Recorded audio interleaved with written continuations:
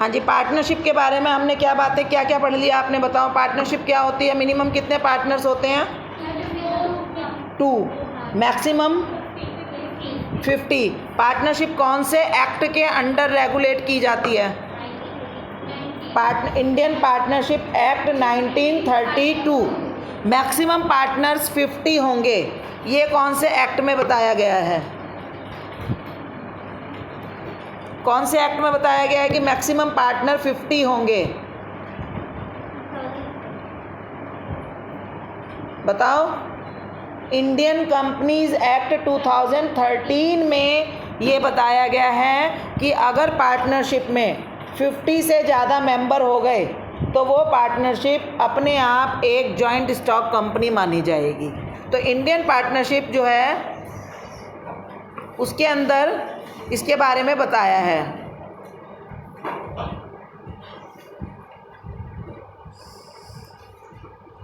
Book नहीं open हो रही है, आओ।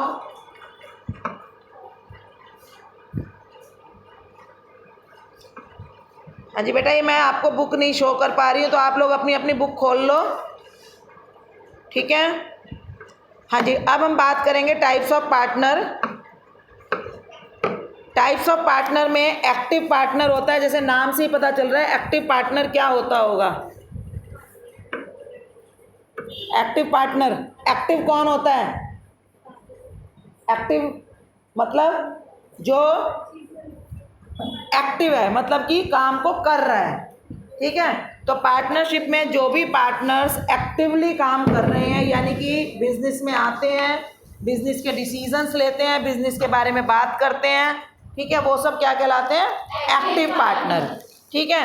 लेकिन ये ज़रूरी नहीं है कि पार्टनरशिप में सभी पार्टनर्स एक्टिवली बिजनेस में पार्टिसिपेट करें, ठीक है।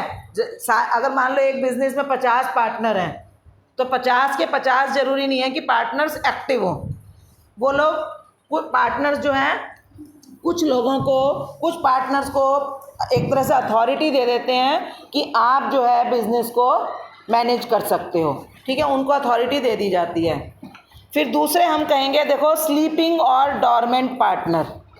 स्लीपिंग और डॉर्मेंट पार्टनर, जैसे कि इसमें स्लीपिंग का मतलब सोने वाला, वैसे तो यहाँ पर क्या मतलब होगा स्लीपिंग का? कि ऐसा पार्टनर जो बिजनेस में एक्टिवली पार्टिसिपेट नहीं करता, यानी वो बिजनेस में इन्वेस्ट भी कर रखा है उसने पैसा, बिजनेस में रिस्क भी ले रहा है, प्रॉफिट भी शेयर कर रहा है, सब कुछ कर रहा है उसने। देखो इसमें अभी आगे ना पहचान करते जाना अलग अलग, कि जो एक्टिव पार्टनर है उसने बिजनेस में इन्वेस्टमेंट कर रखी है, पैसा अपना लगाया हुआ है, डिसीजन भी ले रहा है, प्रॉफिट भी शेयर कर रहा है और रिस्क भी शेयर कर रहा है। अब मैंने यहाँ पर वर्ड क्या, डिसीजन भी ले रहा है, यानी कि एक्टिवली आकर बिजनेस को संभालता है, ठीक है। लेकिन आप जो डॉर्मेंट पार्टनर या स्लीपिंग पार्टनर की बात करेंगे तो जो डॉर्मेंट या स्लीपिंग पार्टनर है वो बिजनेस को डिसीजन नहीं लेता, यानी कि वो बिजनेस में डिसीजन भी लेता हो तो वो एक तरह से बिजनेस में रेगुलरली पार्टिसिपेट नहीं करता, कैपिटल भी इन्वेस्ट करता है। हाँ जी, तो स्लीपिंग पार्टनर पार्टिसिपेट नहीं करता एक्टिवली।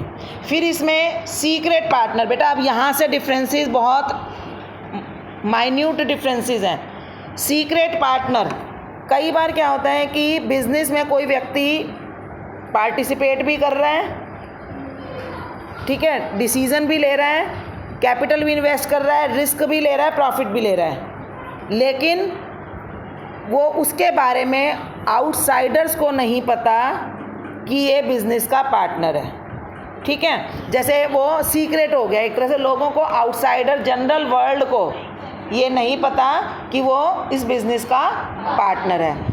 लायबिलिटी उसकी भी लिमिटेड अनलिमिटेड होगी लाइक अदर पार्टनर, प्रॉफिट भी वो उसी तरह से शेयर करेगा, सब कुछ होगा, लेकिन आउटसाइडर्स की नॉलेज में नहीं होगा कि ये व्यक्ति भी उसका पार्टनर है, ठीक है। तो देखो, a secret partner is one whose association with the firm is unknown to the general public. Association मतलब कि वो उससे जुड़ा हुआ है, ये बात जनरल पब्लिक को नहीं पता। Other than this distinct feature in all other aspects he is like the rest of the partner. देखो, he contributes to the capital of the firm, takes part in the management, business में भी manage part भी कर रहा है वो। जैसे dominant partner क्या था, बिजनेस में पार्टिसिपेट नहीं कर रहा था, लेकिन जो सीक्रेट पार्टनर है वो बिजनेस में पार्टिसिपेट भी कर रहा है। ओहो, हाँ जी, अब सुनाई दे रही है बेटा? वही ना, क्लासेस में यही होता है, ऑनलाइन क्लासेस में यही प्रॉब्लम होती है। चलिए आपको अभी दोबारा बता दें, समझ में आया मैंने क्या क्या बताया है। एक्टिव पार्टनर के बारे में बताया है कि एक्टिव पार्टनर एक ऐसा पार्टनर है जो बिजनेस में प्रॉपर पार्टनर है, डिसीजन भी ले रहा है, कैपिटल भी इन्वेस्ट कर रहा है, लायबिलिटी भी अनलिमिटेड है उसकी, सभी लोगों के प्रति प्रॉफिट भी शेयर कर रहा है, सब कुछ कर रहा है। डोरमेंट पार्टनर क्या है, बाकी सब कर रहा है लेकिन बिजनेस में पार्टिसिपेट नहीं कर रहा। बाकी वो उसकी लायबिलिटी अनलिमिटेड है, कैपिटल इन्वेस्ट कर रखी है, रिस्क भी ले रखा है उसने, लॉस भी बियर करेगा और प्रॉफिट भी बियर करेगा, लेकिन बिजनेस में वो पार्टिसिपेट नहीं करता, डायरेक्टली पार्टिसिपेट नहीं करता, उसने अपनी अथॉरिटी दूसरों को दे रखी है। सीक्रेट पार्टनर क्या है, बिजनेस भी मैनेज कर रहा है, कैपिटल भी इन्वेस्ट कर रहा है। अगर हम इसको एक वो बनाएं, चौक नहीं है आपके पास, चेक बॉक्स लगाते नहीं हम इसी ये काम कर रहा है, ये नहीं कर रहा। देखो किसी पार्टनर की क्या क्या पहचान है बेटा, आप लोगों को भी देखो दिखता है क्या ये कुछ? देखो जो बच्चे नहीं आ रहे हैं, है कोई लुढ़क जाएगा ना, कोई वो लगाओ बुक, आधा टाइम तो ना इन्हीं चीज़ों में लग जाता है हमारा। हाँ हाँ जी, देखो पार्टनर ने कैपिटल इन्वेस्ट कर रखी होगी। पार्टनर कौन होता है, हालांकि ये कंपलसरी नहीं है कैपिटल इन्वेस्टमेंट, पर हम मानते हैं जनरली पार्टनर्स कैपिटल इन्वेस्ट करते हैं। वैसे पार्टनरशिप में एंटर करने के लिए जरूरी नहीं है कि हर पार्टनर कैपिटल इन्वेस्ट करेगी। कई बार ऐसी पार्टनरशिप्स भी होती है जहाँ पर बिना कैपिटल इन्वेस्टमेंट किए भी कोई व्यक्ति पार्टनर बन जाता है। जैसे किसी को बहुत अच्छी नॉलेज है तो हमने उसकी नॉलेज के लिए उसको अपने बिजनेस में पार्टनर बना लिया। किसी को किसी भी पर्टिकुलर फील्ड में बड़ा एक्सपर्ट है वो, तो उसको हमने उसका अपना पार्टनर बना लिया, बेशक वो कैपिटल ना लगाए। तो पार्टनरशिप में ये ज़रूरी नहीं है कि हर पार्टनर कैपिटल इन्वेस्ट करेगा, कैपिटल लगाएगा या इक्वल लगाएगा, ये ज़रूरी नहीं है। इस क्लास के हो गया, आओ जल्दी, ठीक है। तो ये कंपलसरी फीचर नहीं है, पर चलो हम इसको लिख रहे हैं। दूसरा क्या है, लायबिलिटी, अनलिमिटेड लायबिलिटी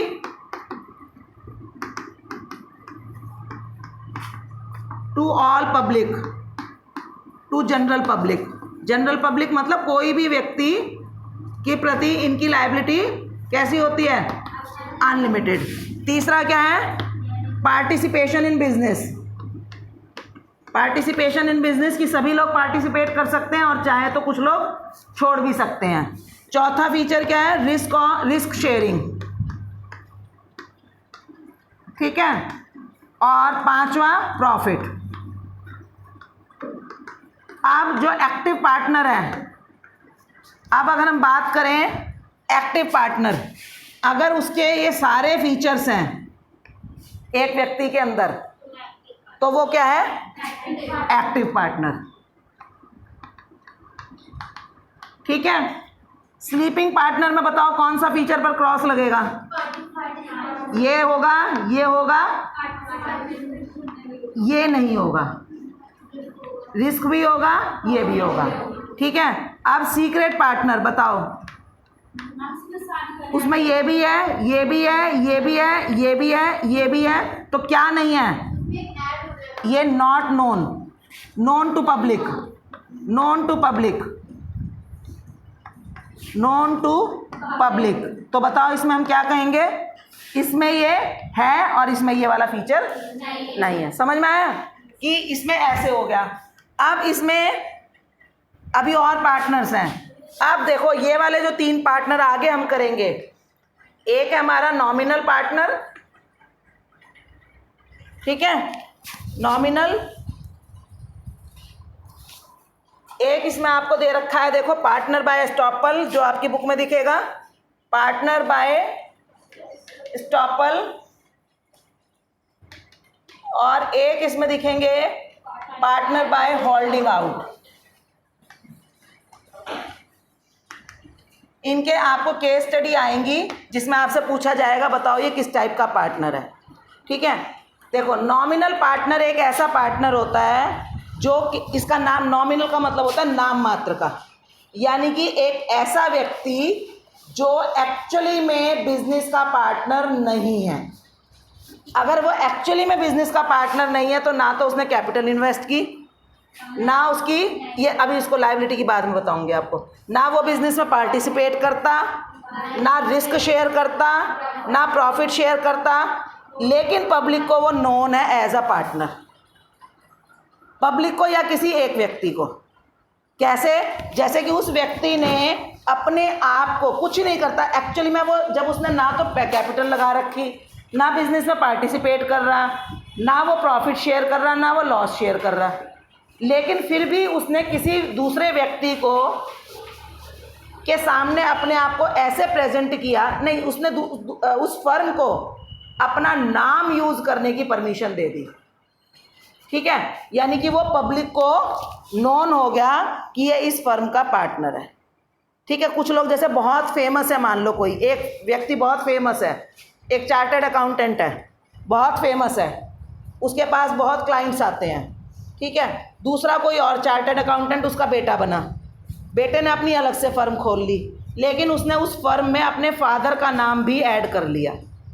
अब उसका फादर उस बिजनेस को ना तो मैनेज करता, ना कैपिटल लगा रखी अपने नाम से, ना उसने प्रॉफिट रिस्क कोई नहीं शेयर कर रहा, लेकिन उसने जो बोर्ड यूज़ किया वो उसके नाम का यूज़ किया, और उसका नाम यूज़ होने के कारण पब्लिक उनके पास आने लगी, और आकर जैसे यही उसने भी इस तरह से शो किया, जैसे उसकी मान लो वहाँ पर कि भाई हाँ मैं उनका बेटा हूँ, ऐसे बताया, तो पब्लिक को क्या विश्वास हुआ, ये भाई उनका बेटा है तो उनका पार्टनर होगा, या उनका भाई भी हो सकता है, कोई फ्रेंड भी हो सकता है, मतलब पब्लिक को ये लगा कि भाई जिसका नाम यूज़ किया जा रहा है ये उन्हीं का है। जैसे हम लोग अग्रवाल स्वीट्स पर चले गए, हल्दीराम स्वीट्स पर चले गए, तो हमें क्या लगेगा, हम थोड़ा ना पूछेंगे भाई हाँ आप क्या हल्दीराम ने इन्वेस्टमेंट कर रखी है क्या, हल्दीराम आपसे ये लेते हैं क्या, या मैकडोनल्ड, कोई भी नाम ही देखकर, आप तो नाम देख कर गए ना, तो इसीलिए वो नाम देखकर कोई व्यक्ति दूसरे को पार्टनर होने के बारे में विश्वास दिलाता है, यानी पब्लिक को नोन है वो एज अ पार्टनर, ना कैपिटल इन्वेस्ट की, कुछ नहीं है, ना बिजनेस पार्टी, कुछ नहीं करता वो, तो ऐसे में उसकी जो लायबिलिटी है वो पब्लिक के तरफ अनलिमिटेड होगी, क्योंकि उसने पब्लिक को ये विश्वास दिलाया, पब्लिक उसके नाम के विश्वास पर उनके साथ जा रही है, तो उस व्यक्ति की लायबिलिटी अनलिमिटेड होगी टू द जनरल पब्लिक। देखो इसमें लिखा भी होगा nominal partner. A nominal partner is one who allow to use the use of his or her name by a firm but does not contribute to his capital. He does not take active part in management the firm, does not share in profit or loss, but is liable like other partners. Liable like other partner मतलब उसकी liability unlimited है to general public, क्योंकि general public उसका नाम उसके नाम को उनका पार्टनर समझकर उसके साथ डील कर रही है, उनको उधार दे रही है, लोन दे रही है, उनके साथ कांटेक्ट कर रही है, तो उन सभी कांटेक्ट्स के लिए वो व्यक्ति भी जिम्मेदार माना जाएगा। समझ में आ गया? ये टेबल ज़रूर बना लेना, इससे आपको अच्छे से समझ में आएगा। आपके एग्जाम्पल्स आएंगे इस तरह से, तो आपको समझना पड़ेगा कि उस केस में क्या क्या चीज़ें अवेलेबल हैं कि आप मानो कि वो उनका पार्टनर है।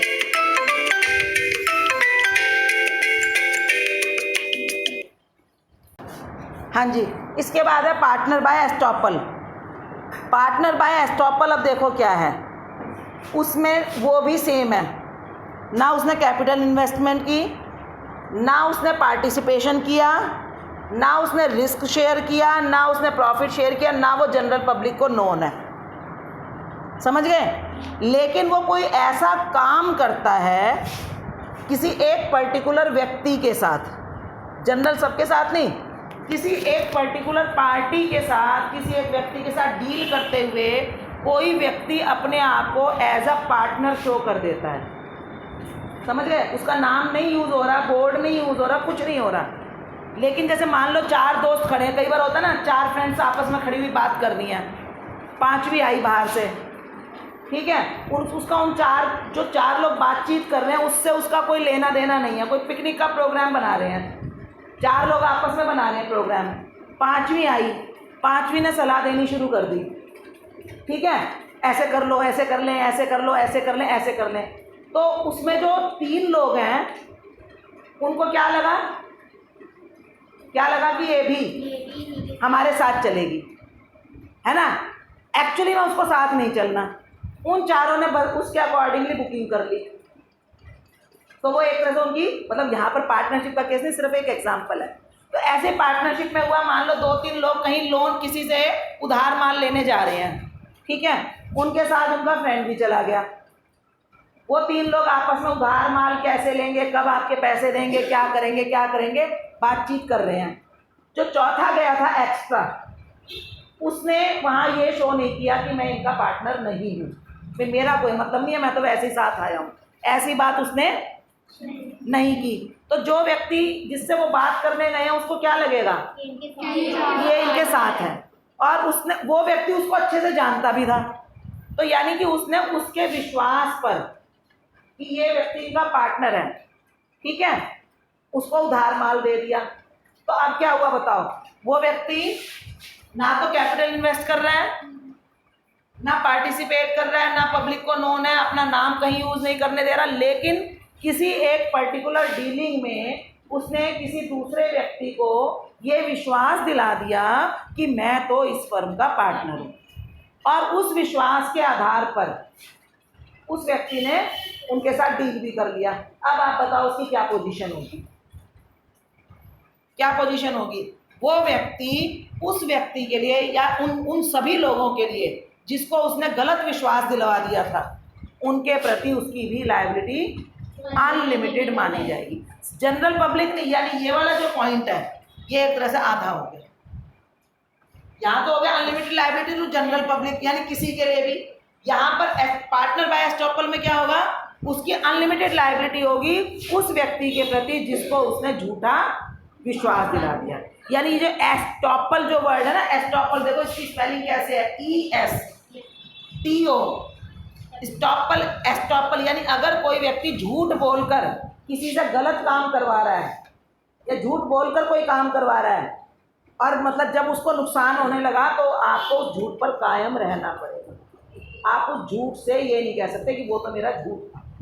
आपके झूठ पर अगर विश्वास करके किसी को कोई नुकसान होने लगा तो आपको उस झूठ पर से आप उस वक्त फिर अपनी सच्चाई को साबित नहीं कर सकते।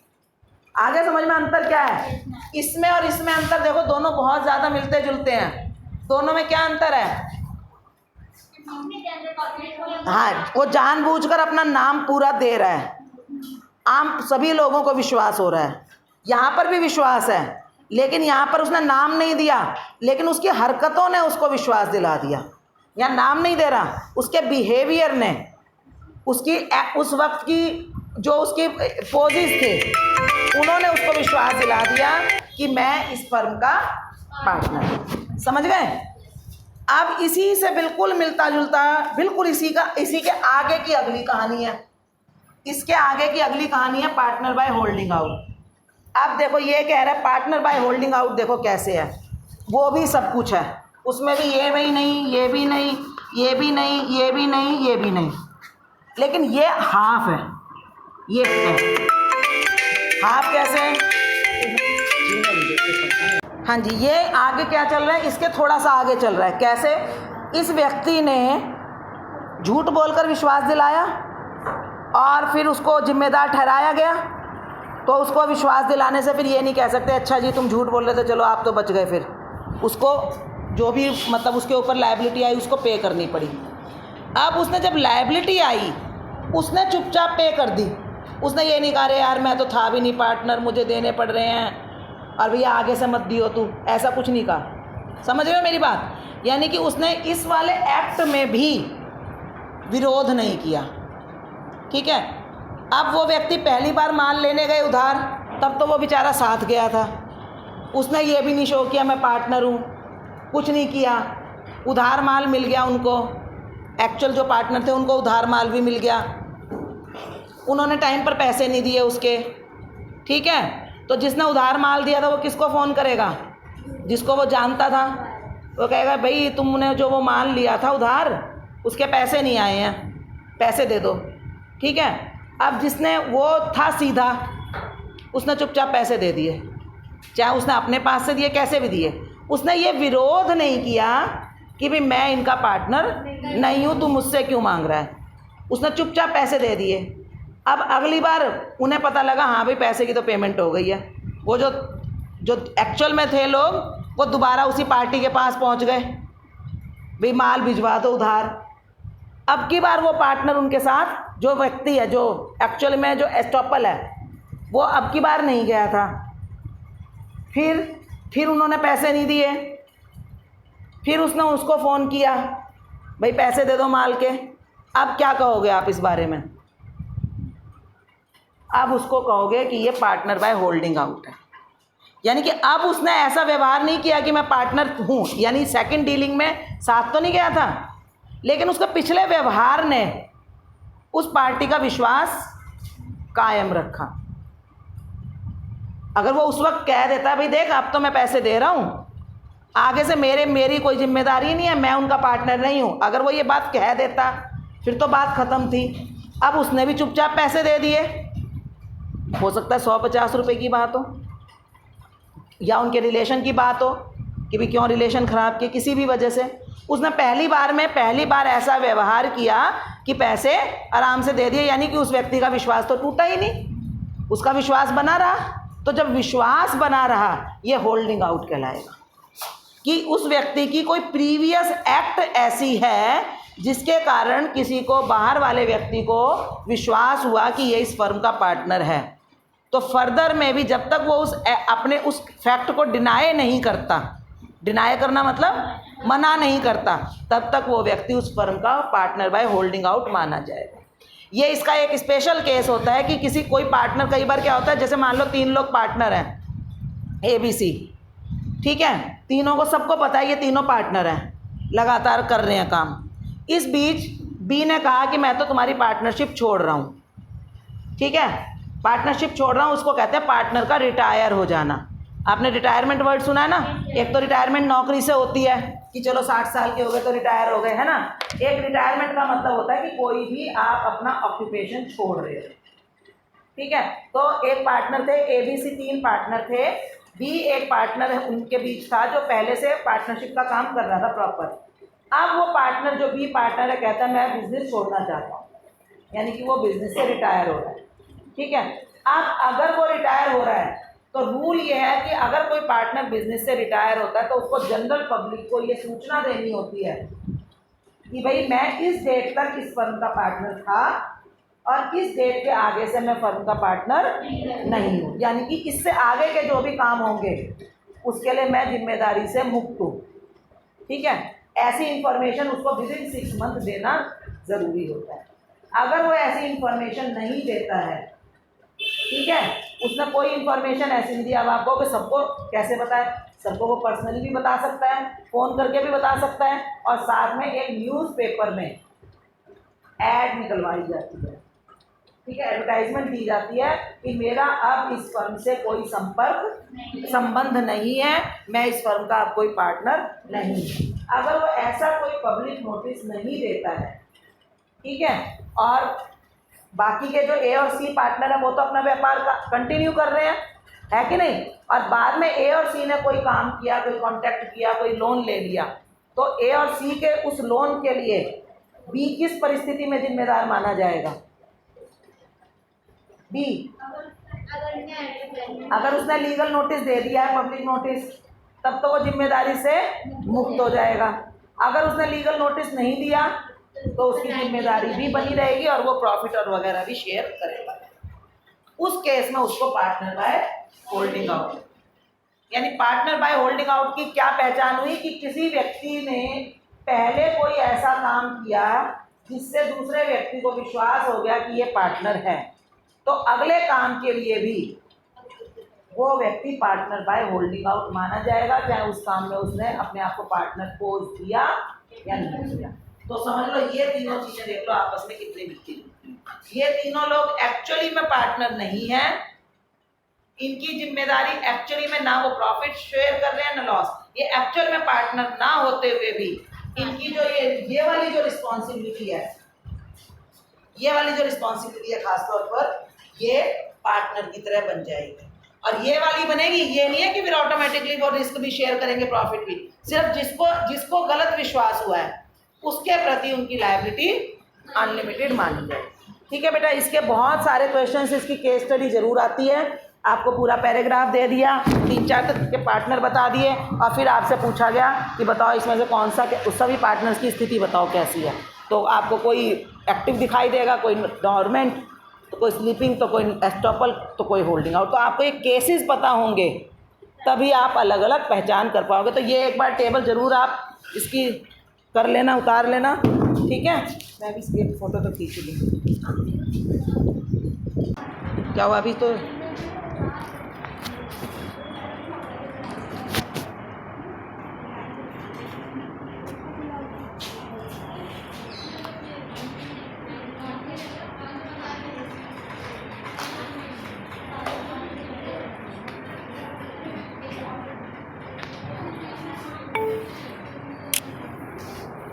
चलिए, इसके अलावा अब नेक्स्ट इसमें टॉपिक है, क्या हुआ आप लोगों ने एकदम हलचल क्यों मचा दी? अभी तो कुछ पढ़ाई हुई भी नहीं। क्या बात हो गई? कहाँ जा रहे हो? उसके बाद लेकर जाना, अभी बैठो। तुम्हारा लास्ट पीरियड में यही सब काम करने हैं, मुझे यहाँ पर पढ़ाने की जल्दी हो रही है। समझ में आ गया टाइप्स ऑफ पार्टनर्स? इसके बाद है types of partnership. Types of partnership हम दो तरह की करते हैं। एक तो partnership on the basis of duration, duration यानी कितने समय के लिए आप पार्टनर बने हो, और एक होती है पार्टनरशिप पर्टिकुलर।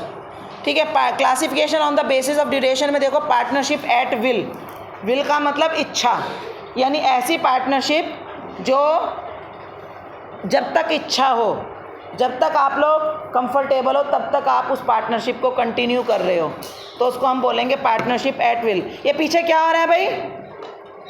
क्या चल रहा है पीछे सबसे? और तुम क्यों सो रहे हो? कहाँ है तुम्हारी बुक? ये आगे क्यों भूल गए हो? बुक लेकर आया करो। तो पार्टनरशिप एट विल क्या होगी? विल का मतलब इच्छा, यानी ऐसी पार्टनरशिप जो पार्टनर्स जब तक चाहें तब तक कंटिन्यू कर सकते हैं, जब तक उनके आपस में अंडरस्टैंडिंग बनी रहती है, जब तक उनकी इच्छा हो तब तक कंटिन्यू कर सकते हैं। एक होती है पर्टिकुलर पार्टनरशिप। पर्टिकुलर पार्टनरशिप क्या होती है? जो किसी पर्टिकुलर काम को पूरा करने के लिए स्टार्ट होती है। जैसे कि मान लो ये बिल्डिंग बनाने के लिए पार्टनरशिप हो गई, किसी पर्टिकुलर प्रोजेक्ट को पूरा करने के लिए आपस में दो व्यक्ति या दो से ज़्यादा लोग पार्टनर बने, तो उसको हम बोलते हैं पर्टिकुलर पार्टनरशिप। तो particular partnership is formed for the accomplishment of a particular project, जैसे कंस्ट्रक्शन ऑफ अ बिल्डिंग और an activity to be carried on for a specified time period. क्या आपने कहा कि हम 1 साल तक काम करेंगे, 2 साल तक काम करेंगे, या एक ये पर्टिकुलर काम करेंगे, तो विशेष रूप से किसी कार्य को पूरा करने के लिए की गई पार्टनरशिप को हम पर्टिकुलर पार्टनरशिप कहते हैं। और ये it dissolves and automatically when the purpose for which it was formed is fulfilled. जो काम किया था तो उसके बाद वो चाहें तो दोबारा से पार्टनरशिप में एंटर हो सकते हैं, पर वो पहले जो उन्होंने पार्टनरशिप की थी वो ख़त्म हो जाती है। फिर है classification on the basis of liability. एक तो हो गई जनरल पार्टनरशिप, जो मैं अभी तक आपको पढ़ा रही हूँ, ये सारी क्या है? एक general partnership, normal. Fix period इसमें नहीं आई है। जनरल पार्टनरशिप क्या है कि ये जो मैंने आपको बताई है ना, जितनी भी पार्टनरशिप, ये सब जनरल पार्टनरशिप हैं, यानी कि जहाँ पर लायबिलिटी भी अनलिमिटेड है, सब कुछ सब लोगों की सब म्यूचुअल हैं, जॉइंटली लायबल हैं, म्यूचुअली एक दूसरे के प्रति एजेंट हैं, वो सब है। ठीक है। दूसरी एक होती है limited partnership, limited liability partnership, इसको LLP भी बोला जाता है। LLP, limited liability partnership. ये स्पेशल पार्टनरशिप इंडिया में परमिट हुई है, पहले नहीं थी ये। इसमें कम से कम एक पार्टनर की लायबिलिटी अनलिमिटेड होकर बाकी सारे पार्टनर्स की लायबिलिटी अगर वो चाहें तो आपस में कॉन्टैक्ट करके सबकी लायबिलिटी लिमिटेड भी हो सकती है, सबकी या किसी एक की। उसमें वो स्पेशली मेंशन करते हैं कि इस व्यक्ति की लायबिलिटी लिमिटेड है और हम लोगों की कम, लेकिन क्या ज़रूरी है कि कम से कम किसी एक व्यक्ति की लायबिलिटी अनलिमिटेड होनी चाहिए, जैसे जॉइंट हिंदू फैमिली में होता है। ठीक है। बाकी सारे पार्टनर्स की लायबिलिटी वो चाहें तो लिमिटेड भी कर सकते हैं। Such a partnership does not get terminated with the death, lunacy or insolvency of the limited partner. ये वाली पार्टनरशिप लिमिटेड पार्टनर्स है, उन्होंने तो जो कैपिटल लगा रखी है केवल वही रिस्क पर है, उनसे पर्सनल पैसा तो नहीं लिया जाएगा। लिमिटेड लायबिलिटी का मतलब समझते हो ना, जहाँ पर उनसे उनकी पर्सनल एसेट्स ना ली जाएं उसको हम कहते हैं लिमिटेड लायबिलिटी पार्टनरशिप। ठीक है, जहाँ पर पर्सनल एसेट्स भी यूज़ कर ली जाती है वहाँ पर अनलिमिटेड लायबिलिटी। तो जो अगर लिमिटेड लायबिलिटी वाले पार्टनर्स की डेथ हो जाए या वो इंसॉल्वेंट हो जाए तो भी वो बिज़नेस कंटिन्यू करता है जब तक कि अनलिमिटेड जिसकी लायबिलिटी थी उसको कुछ ना हो जाए। ठीक है, यानी कि इस पूरा का पूरा बिजनेस किस पर डिपेंड किया, अनलिमिटेड लायबिलिटी वाले पर। ठीक है, और ये लिखा है this form of partnership was not permitted in India earlier to form the permission to form partnership firm with limited liability has been granted after introduction of new small enterprise policy in 1991। ठीक है, इसके बाद next topic है इसमें partnership deed. Partnership deed क्या होती है? Deed का मतलब है एग्रीमेंट, पेपर ऑफ एग्रीमेंट। ठीक है, पार्टनरशिप डीड, जैसा कि आपको सबको पता है कि पार्टनरशिप एक एग्रीमेंट के कारण किस चीज़ कैसे शुरू होती है पार्टनरशिप? स्टार्टिंग क्या होती है पार्टनरशिप की? एग्रीमेंट, पार्टनर्स के बीच एग्रीमेंट होना। ठीक है, सबसे पहली रिक्वायरमेंट क्या है पार्टनरशिप के लिए कि दो या दो से ज़्यादा व्यक्ति आपस में मिलकर एग्री हों किसी बात पर। तो जो एक प्रॉपर एग्रीमेंट बनता है उसको हम पार्टनरशिप डीड कहते हैं। अब ध्यान से सुन लो, पार्टनरशिप डीड ओरल भी हो सकती है और रिटन भी हो सकती है। ओरल मतलब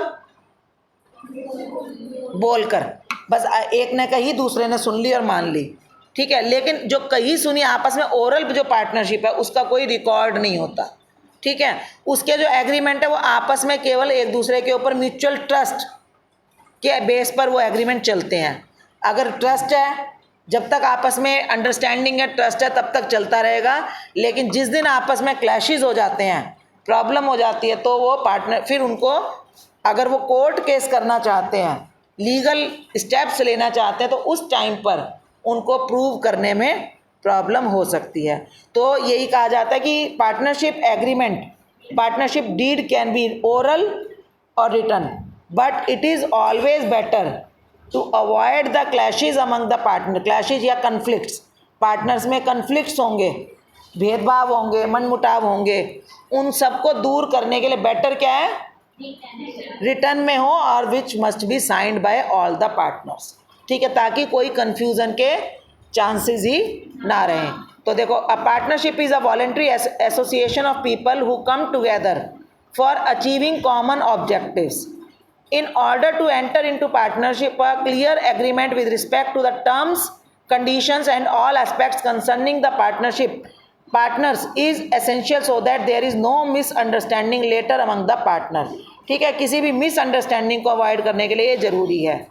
अब इसमें देख लो पार्टनरशिप डीड में क्या क्या होना चाहिए। सारी टर्म्स एंड कंडीशंस होनी चाहिए, नाम, एड्रेस, ठीक है, आपस में कैसे प्रॉफिट शेयर करेंगे, मतलब सब चीज़ें होनी चाहिए जिस पे उन्हें लगता है कि आपस में बाद में जाकर हमें किसी भी तरह के मनमुटाव ना हो जाए। और ये ध्यान रखो हमेशा कि पार्टनरशिप को रेगुलेट करने के लिए पार्टनरशिप एक्ट 1932 अप्लाई होता है, लेकिन पार्टनरशिप डीड में अगर कोई बात लिखी है तो वो पार्टनरशिप एक्ट के ऊपर होती है, यानी उसको प्रेफरेंस दी जाती है जो उन्होंने डीड में लिख दिया।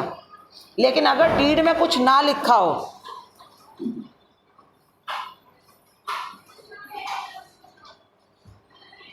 डीड में कुछ ना लिखा हो, कोई बात साइलेंट हो डीड में, तो हमें पार्टनरशिप एक्ट 1932 को फॉलो करना होता है।